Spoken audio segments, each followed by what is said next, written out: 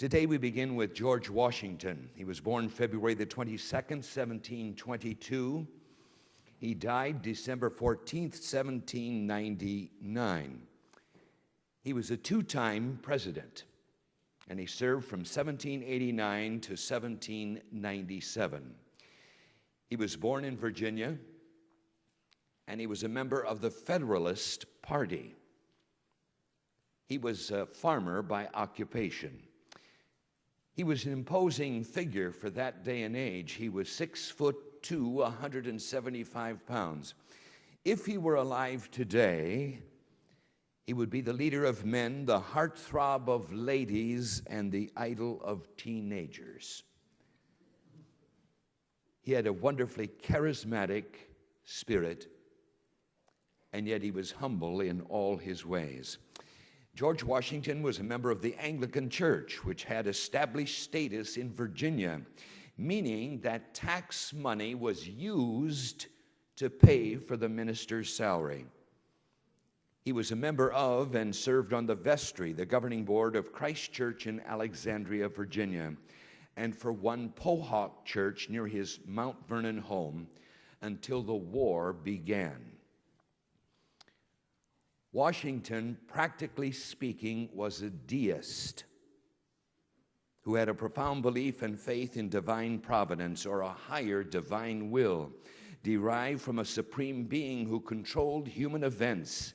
And as in Calvinism, the course of history followed an orderly pattern rather than mere chance.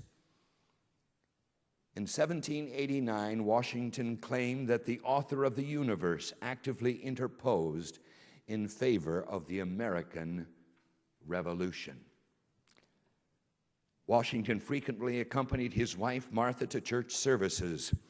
However, there is no record of his ever taking communion, and he would regularly leave services before communion with the other non-communicants.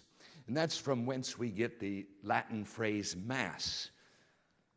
It comes to us from the Latin missa. And if you were not a member of the church, a confessing member of the church, you were asked to leave prior to the serving of Holy Communion. One day he was admonished by a rector, and thereafter he ceased attending all communion Sundays. As president, he made a point of being seen attending services at numerous churches, including Presbyterian, Quaker, and Catholic, to show his general support for religion and faith. Washington was known for his generosity. Faith without works is dead. He was highly gregarious. He attended many charity events and donated money to colleges, schools, and to the poor. Washington's farewell address was issued as a public letter in 1796, and it was one of the most influential statements of republicanism.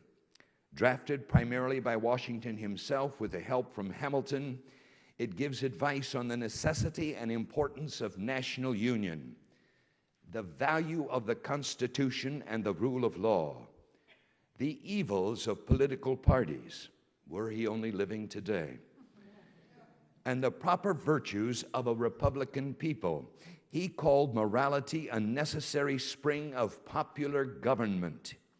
He said, "Whatever may be conceded to the influence of refined education on minds of a peculiar structure, reason and experience both forbid us to expect that national morality can prevail in exclusion of religious principle."